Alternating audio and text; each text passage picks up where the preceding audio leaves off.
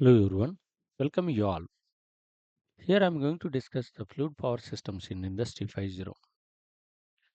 As per the industrial revolutions, we have reached the stage of Industry 5.0 that is started in the year 2020. As per the requirements of the industry and the needs of the people, the manufacturing industry as well as the other industries has to set according to the Industry 5.0, where the major components are what the Industry 5.0 is having, that is the mass customization and the physical cyber and human intelligence integration and adaptive manufacturing. These we are going to use there, and there for the power transmission there is different methods we can use. The mechanical methods by using the gears and linkages, and the fluid power systems. The fluid power system is one of the smart power transmission system, and where the power multiplication or a force multiplication is taking place. That with an advantage of that, the fluid power system plays an crucial role in all the industries. And here I'm going to discuss as per the Industry 5.0 what is its crucial role, how it will be working in the industry as per Industry 5.0. In Industry 5.0, fluid power systems are expected to become increasingly integrated with advanced technologies like artificial intelligence, machine learning, and the Internet of Things (IoT), enabling high optimized, adaptable, and data driven operations in manufacturing processes with a focus on energy efficiency, safety, and predictive maintenance through intelligent control systems and sensor feedback. This is about the fluid power system as per the Industry 5.0. And key aspects of fluid power system in Industry 5.0. That first one is smart sensors and monitoring. Nowadays, the fluid power system is like a electronic circuit. What we can see here, it has a number of sensors, and from that it will be monitor different conditions, different parameters of the machine that will be sent to the controller, where it can be optimized and corrected data will be sent back to the machine for its efficient working. And that's why the smart sensors and monitoring are required. Here, the fluid power components will be equipped with the advanced sensors to monitor pressure, flow rate, temperature, and fluid condition in real time, allowing for early detection of potential issues and predictive maintenance. And here the major thing is that the whatever the issues are there, those to be early detected and predictive maintenance is to be carried out in order to not to stop the whatever the manufacturing is there. And here the how the sensors are used, that we can see here. In the hydraulic cylinders, the number of sensors are used. In the hydraulic motors also we are going to use the different sensors to give the its conditions. The next key aspect is that data analytics and optimization. The collected data from the sensors will be analyzed using artificial intelligence and machine learning algorithms to optimize system performance, including adjusting pressure levels, flow rates, and actuator movements based on changing conditions in the manufacturing process. That is, here we are going to use the how the data is analyzed, and that is used for the optimizing machines. That is, hydraulic press is taken as an example, where the data from the hydraulic press is to be collected, and data will be sent to the simulation model and regression model. That is a learning, testing, and the modeling through that one. The data validation is taken place, and the validation will be confirmed from this after the testing, and that will be gives a confirmation and goodness of fit verification that will be done. This is an example for the data analytics and optimization. And by taking the some other machines also, the computer numerical controlled machines, we can discuss about the data analytics and optimization. Adaptive control systems. Fluid power systems will be able to dynamically adjust their behavior based on real time data inputs, enabling flexible and responsive control in complex manufacturing environment. In the complex manufacturing environment, the real-time conditions will be given as inputs, and thereby the behavior of the machine is to be adjusted by supplying again the its input to the machine. Here we can see the one of the machine where the different the parameters or conditions which are to be measured, and those are to be taken as a signal acquisition, signal processing, pattern and status recognition, and later that is sent to the control system where the computer numerical machine control is there, and that will controls all the parameters compares, and later the as per the requirement that condition will be sent back to the machine, and that will adjust. This is an example we have taken. The modern machines are much complex than this, the what the system we are going to take an example here. The adaptive control system, that is what is there, the real time behavior we are going to use by using the data transfer, and that is a user design engineer all together what are there, the physical system and the maintenance manufacturing and conceptual design, detailed design, like that information system all together will be that real time monitoring of the manufacturing environment complex, and there the it should be controlled. Next is the energy efficiency. The energy efficiency we can measure in terms of the consumption of the less energy is one for the giving the better output. Another one, the generation of the energy doing the work. That is another method by that we can have the additional energy for the manufacturing process. That is the advanced design and the control strategies will focus on minimizing energy consumption in fluid power systems, including utilizing energy efficient pumps and actuators and recovering energy from braking or deceleration phases. In this one, the what are the components we are going to use? The major components are the pump is the power source and the actuator it is the output. What is there? Those if you use the efficient one, then the energy consumption will be less in the fluid power system, and that is the one way of increasing the energy efficiency. The another way is there during the deceleration or braking, the regeneration of the power can be achieved. That regeneration what is there which will adds the power what is required for the machine running, and that for that we can take an example of system operation, that is energy recovery in the automobile vehicles. In the automobile vehicles, when you apply the brake, there is a regenerative system which will generate the electricity from it, and later onwards that will be supplied to the charging of the battery, and that can be used for the running of the vehicle or any other, that is accessories running we are going to use. In the similar way we are going to use in the fluid power system also. Okay, that is the another method of increasing the energy efficiency. Next key factor is that cyber physical integration, that cyber network is integrated with the physical systems, and thereby effective control we can achieve. How that will be integrated and how it increases the effectiveness or efficiency of the system. Fluid power systems will be seamlessly integrated with other industrial automation systems through digital communication protocols, enabling coordinated control across the entire manufacturing process. In the entire manufacturing process, we are going to use the number of different machines and assembly sessions also, assembly machines also we are going to have.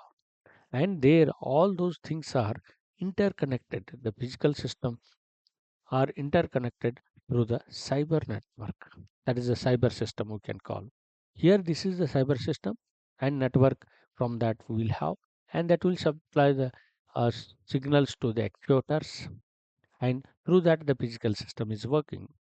Through the whatever the signals from the sensors we are going to send, there the physical system is working, and from that again it will receive the number of sensors are used to measure its what its condition is there, how it is working.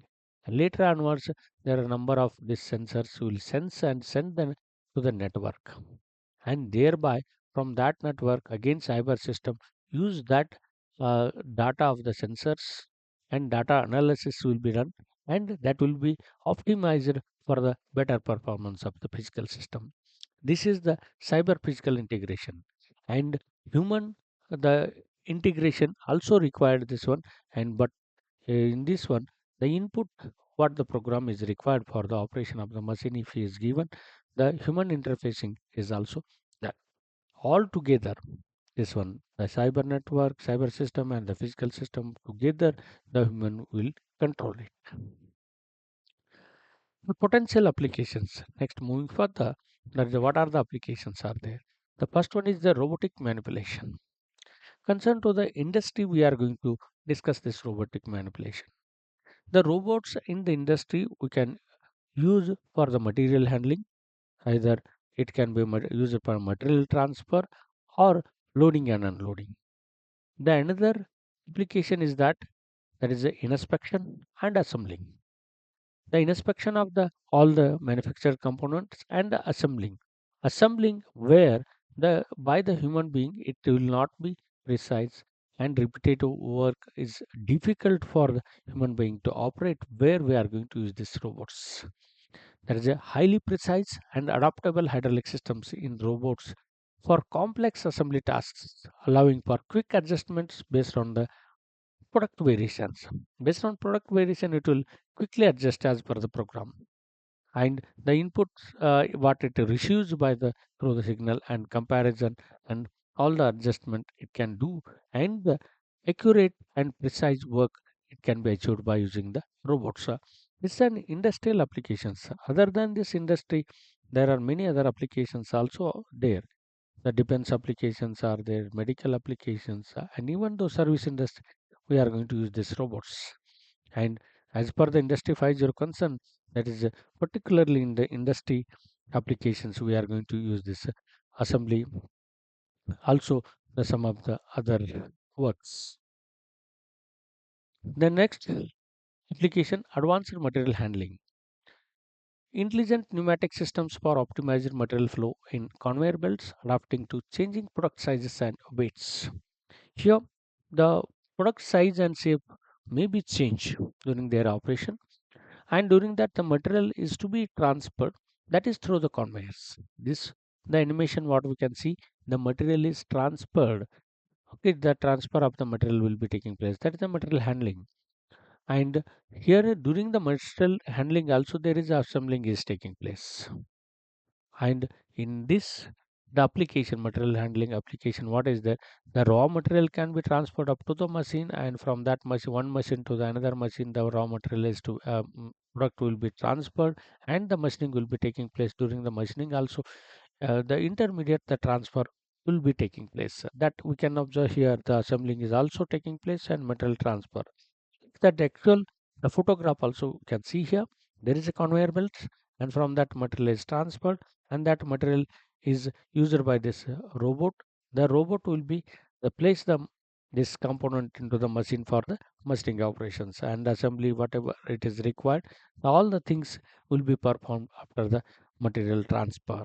This is about the advanced material handling application. The machine tooling. The machine tooling application is that is a machining operation what we can carry out in the computer numerical control machines. There, what is the requirement? Dynamic fluid power control for precise machining operations, enabling rapid adjustment to cutting forces and tool paths. Here, during the machining operation, if the component is of the some of the typical safe, during that time the rapid the forces as well as the path are to be adjusted. Here we can see this is the component what is there the tool path should be rapidly changing, and the force required for the machining also rapidly changing as per the component requirement. This can change, that can be changed through the programmed fluid power systems, and that is the machine tooling applications. We are going to use this advanced fluid power system as per the this industry 5.0, and there we can any changes requirement during the machining that can be carried out. And now we can see that is here the number of sensors, number of connections we are going to use for the operation of the machine in the machine tooling in the computer numerical controlled machine. Next application is that renewable energy systems. In the renewable energy systems, also we are going to use the fluid power systems. and particularly hydraulic systems for efficient energy capture and control in wind turbines and other renewable energy sources we are going to use. As uh, per the data, we know that the major energy sources are wind, biomass, and the solar in throughout the world and in our country also. That's why concerned to these three renewable energy sources only we are going to discuss what are the applications of this fluid power systems are there. In the fluid power systems, in the wind turbines, we are going to use the hydraulic cylinders for adjustment of the pitch, radius, and also angle. All these adjustment we can carry out by using these hydraulic systems, and also the hydraulic coupling we are going to use, and for the power generation also some other hydraulic systems we are going to use for the controlling of it. And like that, the many hydraulic applications are there in the this wind turbine applications also. Next one concerned to the biomass. Biomass power plant is similar to that of the thermal power plant, where instead of burning the coal, we are going to burn the biomass. That is the difference. And the biomass is burned through this uh, in the furnace by the combustion chamber, and hot flue gases will be used to generate the steam in the boiler, and that steam is expanded in the steam turbine, and its shaft is connected to generator to generate the electricity, and the steam after the expansion it is condensed in the condenser, and that will pumped back to the steam boiler where the cooling water is used for condensing the steam. And here the steam flow rate and other the control systems of the steam and the controlling of the steam turbine, all these are done by using the hydraulic system. And here the number of hydraulic systems are adopted for the controlling of the whole system, and that is the application of the fluid power system in the biomass energy system also as a renewable energy systems. Another one is solar. In the solar system there are no much moving parts. Only requirement is that is a tracking system. The solar tracking, or we can call as a sun tracking.